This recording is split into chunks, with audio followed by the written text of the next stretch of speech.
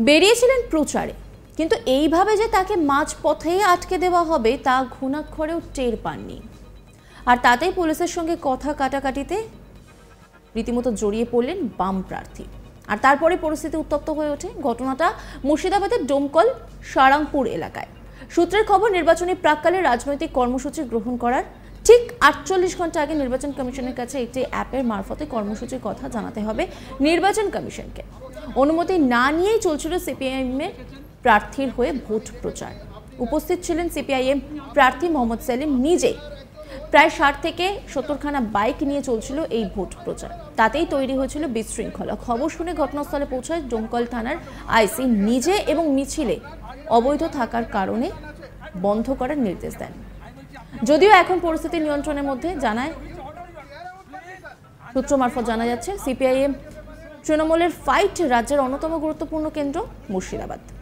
সিপিএমের অন্যতম হেভিওয়েট প্রার্থী লড়ছেন এই কেন্দ্রে। অন্যদিকে তৃণমূলের গতবারের জয়ী প্রার্থীর অন্যতম ভরসা গত বিধানসভা নির্বাচনের ফলাফল। বামেদের সব থেকে বড় ঘুঁটিকেই এবার এই কেন্দ্রে লড়তে পাঠানো হচ্ছে। কংগ্রেসকে সঙ্গী করে গোটা কেন্দ্র জুড়ে প্রচারে ঝড় তুলেছেন সেলিম। জেতা নিয়ে যথেষ্ট আশাবাদী তিনি। তাকে বাধা দেওয়ায় সেলিম যে যথেষ্ট ক্ষুব্ধ তা তার কথা থেকেই স্পষ্ট। পরে সাংবাদিকদের তিনি বলেন যে যত মানুষ নেমে আসছে তত তৃণমূল ভয়ে ঘরে ঢুকে যাচ্ছে। তিনি কি বলছেন শোনাবো আপনাদের। যত মানুষ নেমে আসছে তত তৃণমূল ভয়ে ঘরে ঢুকে গেছে, পুলিশকে ব্যবহার করছে। কিন্তু ডোমকল থানার ওসি যা করেছে সেটা অন্যায় করেছে। কোনো প্রচারে বাড়াইতে পারে না। ইলেকশন কমিশনকে ডিঙিয়ে ও নিজের আইন করছে। পাড়ায় পাড়ায় পুলিশ পাঠিয়ে রানীনগর, ইসলামপুর, ডোমকল এই 3টি থানার অফিসাররা রাতের বেলা কংগ্রেস এবং বামপন্থী কর্মীদের ওপর আক্রমণ করছে, ঘরে ঘরে গিয়ে তাণ্ডব করছে। তার প্রতিবাদ করেছি। দিন কয়েক আগেই মুর্শিদাবাদের ডোমকল বিধানসভায় ভোট প্রচার করছিলেন মোহাম্মদ সেলিম। সাদা পাঞ্জাবি পাজামা পরে সাইকেল চালাতে দেখা যায় তাকে। সাধারণ মানুষের সঙ্গে কথা বলেন, কিন্তু শাসক দলের বক্তব্য যখন তিনি তৃণমূলের বিপক্ষে দাঁড়িয়ে তুলোধনা করেছেন, সেখানে শাসক দলের প্রকল্প সবুজ সাথী আর সেই সবুজ সাথী প্রকল্পের সাইকেলে চেপে ভোট প্রচার শুরু করায় কটাক্ষ রাজ্যে শাসক দল তৃণমূলের।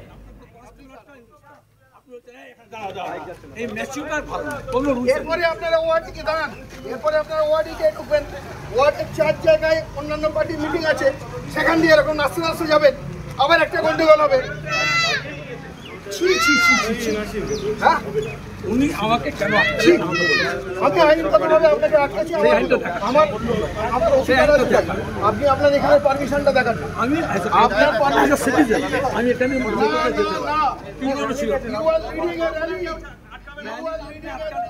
এই নিয়ে একটি রিপোর্ট তুলে ধরলেন আমার কলিগ গোপাল, দেখাবো আপনাদের।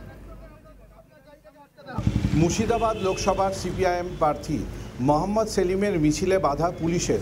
অভিযোগ, মোহাম্মদ সেলিম অর্থাৎ রাজ্য রাজনীতির অন্যতম মুখ সিপিআইএমের রাজ্য সম্পাদক মোহাম্মদ সেলিম তার মুর্শিদাবাদ লোকসভার নির্বাচনী প্রচার করছিলেন বাইক র্যালি। আজ মুর্শিদাবাদ জেলার ডোমকল মহকুমার এলাকায় সারংপুর এলাকায় তার নির্বাচনী জনসভা শুরু করেছিলেন এবং সেখান থেকে একটি বাইক মিছিল সারংপুরের দিকে আসলে হঠাৎই ডোমকল থানার আইসি পার্থ সারথী মজুমদার তার নেতৃত্বে সেই বাইক মিছিলটিকে আটকান এবং সেই মিছিল আটকে সেই মিছিলের আর সামনের দিকে কাউকে যেতে দেননি। রীতিমতো এই মিছিলকে আটকানো ঘিরে রাজনৈতিকভাবে শোরগোল পড়েছে। স্থানীয় সূত্রে এবং প্রশাসন সূত্রে জানা গেছে যে কোনো মিছিল নির্বাচন চলাকালীন এমসিসি কোড লাগু হওয়ার পরে তা পূর্ববর্তী ইলেকশন কমিশনকে জানাতে হয় একটি অ্যাপের মাধ্যমে। সেই অ্যাপ ব্যবহার করেই মিছিলের পারমিশন নেওয়া হয় এবং মিছিল করতে পারে রাজনৈতিক দল। তা পুলিশের পক্ষ থেকে অভিযোগ যে মোহাম্মদ সেলিম এদিন যে 70-80টি বাইক মিছিল র্যালি করছিলেন বাইক নিয়ে সিপিআইএম কর্মী সমর্থকদের নিয়ে, সেই মিছিলের কোনো অ্যাপসে পারমিশন নেওয়া ছিল না। তাই ডোমকল থানার আইসির নেতৃত্বে বিশাল পুলিশ বাহিনী ডোমকলের সারংপুর এলাকায় এই মিছিলকে আটকে দেয় এবং এই মিছিলকে আটকালে রীতিমতো মোহাম্মদ সেলিমের সাথে ডোমকল থানার আইসি পার্থ সারথী মজুমদারের বেশ কিছুক্ষণ বাদ বিটানটা এবং বচসার মতো পরিস্থিতি তৈরি হয়। নজর রাখুন আজ তাক বাংলার ইউটিউব স্ট্রিমিংয়ে।